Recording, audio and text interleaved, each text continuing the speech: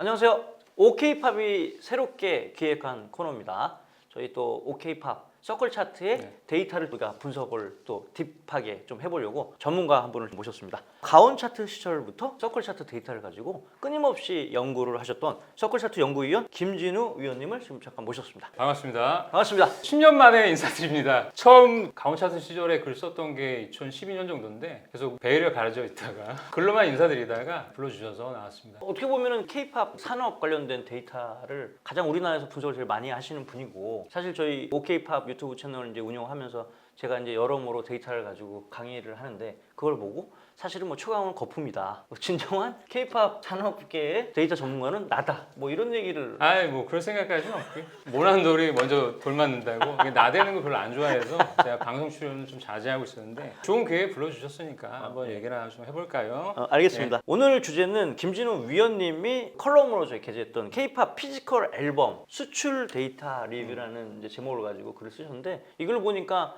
되게 재미나는 것도 많고, 또 워낙 지금 K-팝 산업에 대해서 저희 산업계뿐만 아니라 여러 분야에서 관심을 많이 갖지 않습니까? 네. 그래서 무엇보다 또 이제 K-팝이 정말 해외에서 핫한가, 그리고 이제 앨범 판매량이라는 게 전 세계로 봤을 때 다 감소 추세인데 어떻게 한국 시장에만 이렇게 폭발적으로 증가할 수 있을 것이냐, 이런 여러 가지 의문을 갖고 있습니다. 그래서 오늘 이 시간은 우리 K-팝 피지컬 앨범의 뭐 전체 판매량을 우리 또 시청자 여러분이 잘 알고 계실 거예요. 그래서 그 중에서 해외로 수출되는 피지컬 앨범의 어떤 수량과 그다음에 이제 어떤 나라가 도대체 이렇게 많이 소비하느냐, 뭐 이런 부분에 대해서 오늘 간략하게 이야기 나눠보는 시간 가져보도록 하겠습니다. 자, 첫 번째 그 연도별 피지컬 앨범 수출액에 대해서 우리가 좀 얘기를 해봐야 되는데, 여기 그때 주신 컬럼에 보시면 알겠지만 2013년부터 작년까지의 연도별 피지컬 앨범 수출액 관련해서 이렇게 그래프를 그려줬더라고요. 그 그래프를 대략 보더라도 엄청나게 증가했다라는 거를 알 수 있고, 그다음에 이제 가파르게 상승한 계기가 됐던 부분이 2019년부터 굉장히 폭발적으로 해마다 이제 증가했다, 뭐 이런 부분이 있었는데, 이렇게 증가했던 원인이 뭐고 연도별로 이렇게 폭발적으로 증가했던 계기가 뭐였을까요? 일단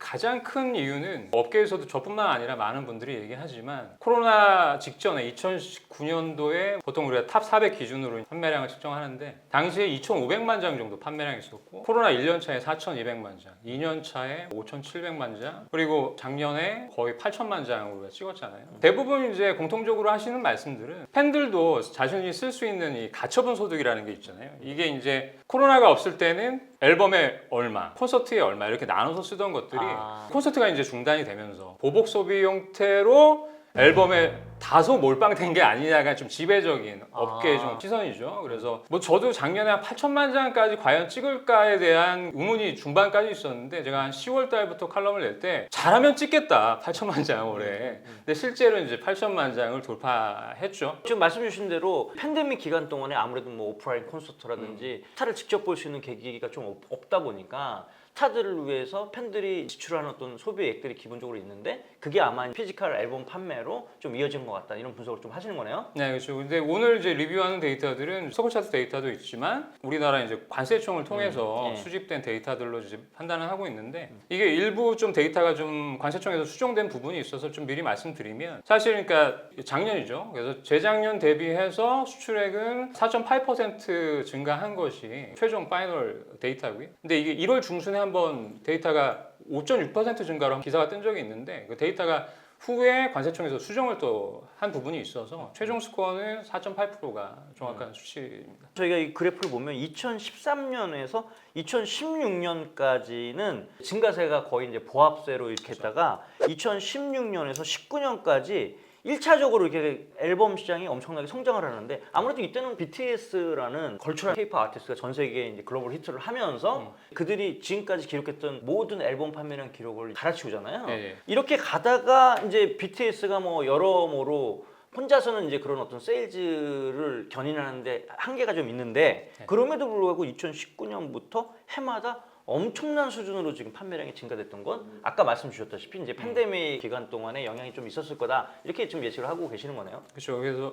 방금 말씀하신 것처럼 대략 한 2015년까지는 사실상 SM 엔터테인먼트 쪽에 아티스트들이 대부분 음반 판매량 1위부터 상위권에 차지해 엑소가 거의 주도를 하고 있는 상황이었고, 근데 2016년이 넘어가면서부터 방금 말씀하신 BTS 앨범 판매량이 이제 증가하는 시작했고, 워너원이라든가 세븐틴이라든가 이런 그룹들이 이제 볼륨이 점점 커지는 쪽으로 갔죠. 근데 이게 코로나를 거치면서 제가 보이는 건 글로벌 팬덤의 증가가 가장 큰 지금 원인으로 보고 있습니다. 그러니까 이제 뭐 BTS가 어떻게 보면 K-팝의 인지도를 굉장히 올렸고 그 외에 같이 활동했던 그런 아티스트들도 이제 덩달아 같이 좀 이게 좀 견인되는 어떤 효과가 분명히 있었고. 그죠. 그래서 초반에는 BTS의 낙수 효과가 아니겠느냐. 근데 좀 그런 부분이 없지 않아 있었죠. 근데 나중에는 이제 개별 아티스트들이 이제 독립적인 경쟁력을 바탕으로 해서 꾸준히 지금은 성장하고 있고, 제가 이제 보통 말씀드릴 때 우리 K-팝 시장은 굉장히 중간 허리층. 그러니까 축구로 치면 미드필더가 굉장히 강한 상태다. 그러니까 BTS가 독립대를 한다고 해서 쉽게 뭐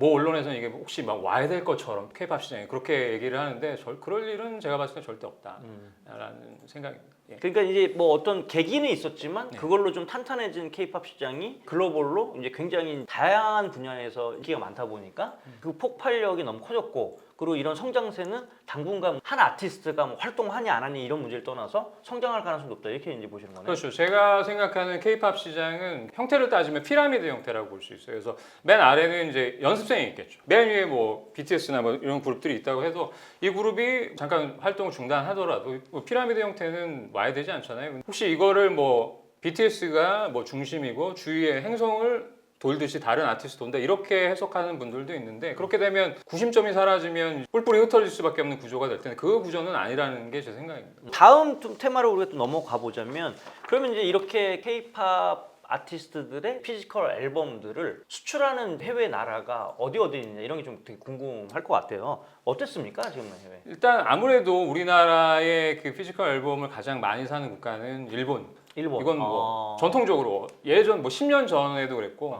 지금도 일본이 가장 많이 저희 K-팝 음반을 이제 수입하고 있고, 그 다음에 이제 중국, 미국. 근데 미국이 한 3, 4년 전에는 2위였어요. 근데 이게 이제 순위 바꿈이 조금 있었죠. 그 외에도 대만이라던가 이런 국가들도 이제 전통적으로 아시아권에서 우리 앨범을 많이 사는 국가 중에 하나죠. 근데 작년에 좀 특이했던 거는, 재작년에 비해서 좀 특이했던 상황은 인도네시아가 재작년에는 4위였거든요. 근데 요번에 9위로 내려갔어요. 그래서 이따가 뭐 시간이 되면 리뷰를 하겠지만 판매량이 이렇게 올라갔다가 작년에 이렇게 빠집니다. 그래서 이거에 대한 원인을 지금 알아보고 있는데, 인도네시아 쪽 관련해서 뉴스를 좀 보다 보면 이런 기사가 있어요. 인도네시아 분들이 해외 직구를 할 때 관세를 K-팝 음반에도 지금 매긴다는 얘기가 2020년 정도에 있었어요. 그래서 14달러면 앨범 하나를 살 수 있었는데 관세가 붙고 하면은 28달러로 이게 올라간다는 거예요. 가격적 문제 좀 있었겠네요. 예. 그래서 그런 부분도 좀 영향이 있지 않겠나라는 생각이 좀 있고, 그래서 정확한 것들은 혹시 인도네시아 쪽에 사시는 우리 구독자분들이 계시면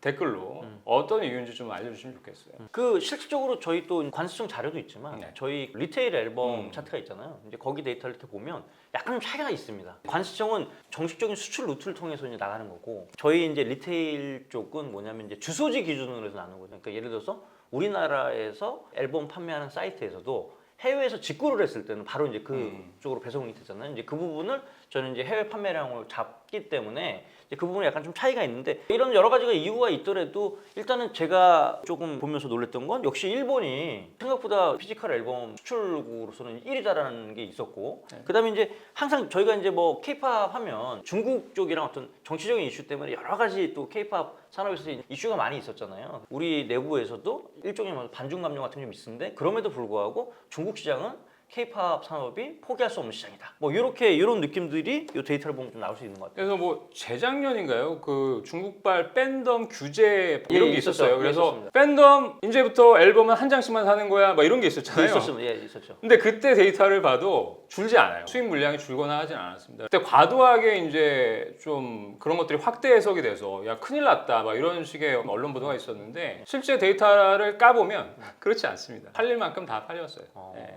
그러니까 이제 중국에서의 그 소비량은 사실 우리 K-팝 산업에서 볼 때는 좀 무시할 수는 없는 상황인 거죠. 그렇죠. 뭐 아시면 알겠지만 그 뭐 멤버들 중에서 또 이제 중국인 멤버 있는 쪽은 또 여러 가지 또 이제 본의 아닌 이상한 또 비난의 화살을 받고 뭐 이러는데, 실적으로 비즈니스 관점에서 봤을 때는 우리는 안 할 이유는 사실 없다, 이렇게 그렇죠. 보여지네요. 그리고 네. 또 지금 이렇게 어떻게 보면 정치적인 관계나 이런 게 굉장히 좀 경색되어 있는 상황에서도 판매량이 이런데, 만약에 이게 나중에 중국과 우리의 어떤 여러 가지 무역의 같은 어떤 환경 같은 게 더 좋아지면 이거보다 판매량이 더 훨씬 늘을 수 있다 이렇게 볼 수는 있겠네요. 그렇죠. 잠재적인 가능성이 굉장히 좀 큰 나라죠. 중국 시장이. 예, 그러니까 저희 IFPI 기준으로 봐도 가장 최근 데이터가 우리나라가 전 세계 6위고 중국이 7위잖아요. 근데 인구 대비해서는 그렇게 큰 시장은 아니죠. 인구가 14억 정도 되니까. 근데 이런 것들이 이제 합법적인 유료 시장이 계속 정착이 된다면 시장이 커질 수 있는 상황이죠. 중요한 건 네. 이런 정치적인 기류 뭐 이런 전반적인 걸 다 고려하더라도 K-팝을 사랑하는 중국 팬들은 상당히 많다. 우리가 이렇게 좀 볼 수 있겠네요. 그렇죠. 예.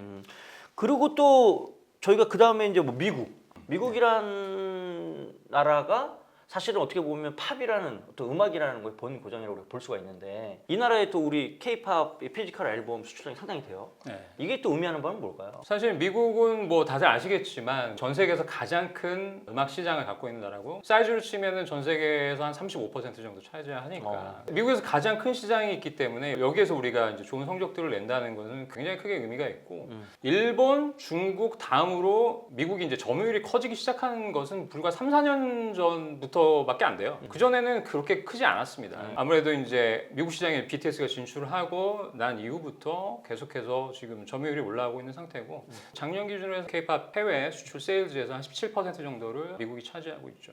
그러니까 뭐 2세대, 3세대 아이돌로 치면 이제 이들의 주 무대가 사실 동남아시아 쪽이라고 보고 뭐 아시아 쪽에 이제 한정되었다면 사실 BTS가 네. 이제 뭐 유럽이라든지 남미, 북미 뭐 이런 쪽을 다 협력을 하게 된 거잖아요. 그러면서 시장이 좀 확대됐다고 우리가 좀 이렇게 예측을 할 수가 있을 것 같은데 또 우리 그 위원님이 썼던 칼럼을 보면 결국 이제 상위 이제 주요 3대 국가별 이렇게 말씀 주셨는데 그게 이제 일본, 중국, 미국이죠. 네. 요 3개 나라의 K-팝 피지컬 수출의 비중 추이 같은 걸 좀 그래프로 좀 보여주셨더라고요. 그러니까 10년 전이죠. 2012년 정도에는 사실 일본의 비중이 절대적이었습니다. 그렇죠. 예, 맞습니다. 거의 69%, 70% 정도가 일본에서만 수입을 거의 해간 상태였고, 근데 이게 이제 40%대로 2010년대 중반에 이게 떨어지게 되는 이유는 중국 시장이 이제 부상하면서 점유율은 이제 중국이 가져가기 시작했고, 그러니까 이게 판매량이 급감한 게 그건 아니라 아니죠. 이제 중국이 판매량이 올라가니까 이제 점유율이 떨어졌다. 그렇죠. 그 말씀이시죠? 최근 10년간의 통계를 보면 일본과 중국은 판매량이 계속해서 꾸준히 증가하고 있어요. 그 데이터는 뭐 차후에 보겠지만 점유율 얘기입니다. 이거는. 그러니까 2010년대까지 일본의 점유율이 40%대 떨어지고 그 이유는 이제 중국이 계속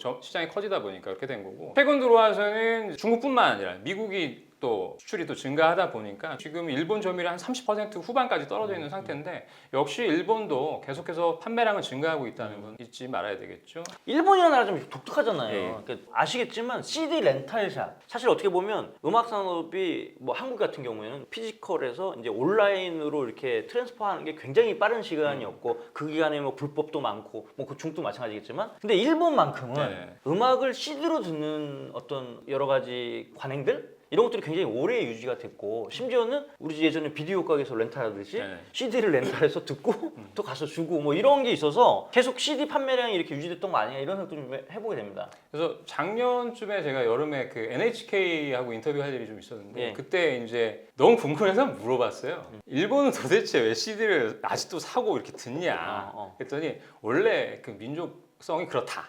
원래 우린 그렇다라는 답변을 받았어요. 그래서 지금 스트리밍이나 이런 다운로드가 그쪽에도 이제 일본도 계속 활발해지기 시작하고 있긴 한데 그럼에도 불구하고 지금 피지컬 앨범이 일본 시장에 차지하는 비중은 대략 그래도 60에서 70% 사이 정도 되는 걸로 알고 있어요. 그래서 우리 4세대 걸그룹들이 지금 일본 내수 시장에 진출해가지고 굉장히 좋은 성과를 좀 내고 있는 부분도 있지 않습니까? 일본이 또 단기적으로 우리 아티스트들의 피지컬 시장을 좀 외형적으로 늘리는 데 있어서는 굉장히 좀 많이 사실 도움이 되죠. 일본은 어떻게 보면 이제 그런 되게 합법화해서 CD를 듣는 게 계속 이제 일종의 문화로 이렇게 장착이 됐다는 얘기는 인구수라는 게 기본적으로 절대적으로 있는 거니까 어떤 이제 수출량이 급격하게 더 증가하기는 좀 어려워 보이고 반면에 이제 중국은 국가 인구수 대비해서 판매량은 그렇게 크지 않은데 이게 제도가 잘 개선하고 서로 여러 가지 무역 어떤 이런 협정들이 잘 이루어지면 이 시장이 폭발적으로 상승하지 않을까 이런 예상을 좀 해볼 수 있지 않을까요? 사실 그런 기대는 우리 엔터 업계에 다 가지고 있었죠. 십수년 전부터 중국 시장은 굉장히 잠재적인 시장이고 언젠가 큰 시장이 될 거라는 얘기를 우리뿐만 아니라 사실은 지금 한참 핫하신 이수만 총괄 프로께서도 2000년대 중반에 제가 그분이 이제 특강을 하신다고 그래가지고 궁금해서 한번 가봤어요. 모 대학원 특강이었는데 가서 이제 들었던 얘기가 직접 말씀하셨던 게 지금도 기억이 나는데 앞으로 세계적인 스타는 중국에서 나올 거다라는 말씀을 하셨어요. 근데 이유가 뭐냐? 인구가 제일 많다. 이거 많으니까. 자, 심플한 이유긴 한데 그래서 사실 SM이 중국 쪽 시장을 계속해서 공략했던 이유가 사실 이수만 그 총괄 프로듀서 생각이 좀 밑에 많이 깔려 있죠. 이게 인구수라는 게 사실 무시 못하는 게 사실 뭐 중국 이제 본토에는 이제 유튜브 서비스가 안 돼서 그런 건데 사실은 인구 많은 나라, 뭐 인도 같은 나라가 보면 그러니까 우리는 전혀 들어보지 못하는 가수들인데 인도 가수 인기 있는 가수들은 우리는 뭐 몇 억 뷰 나오는 거는 뭐 BTS나 뭐 블랙핑크 돼야 되잖아. 거기는 그냥 수시로 내는 가수들이 1억 뷰 다 넘어가요. 2억 뷰 이러는 거예요. 좀 못한 애들이 뭐 7천만 조회수 나오고 이런 걸 보면 확실히 그 나라에서 소비되는 그 인구수 그걸 소비할 수 있는 인구수라는 것은 되게 중요한 거고 사실 전 세계적으로 요즘에 라틴 음악들이 굉장히 각광을 받는 그 베이스에는 스페인어를 쓰고 있는 뭐 유럽이라든지 남미라든지 이런 부분들이 너무 그 문화가 크기 때문에 히트한 거 아닌가.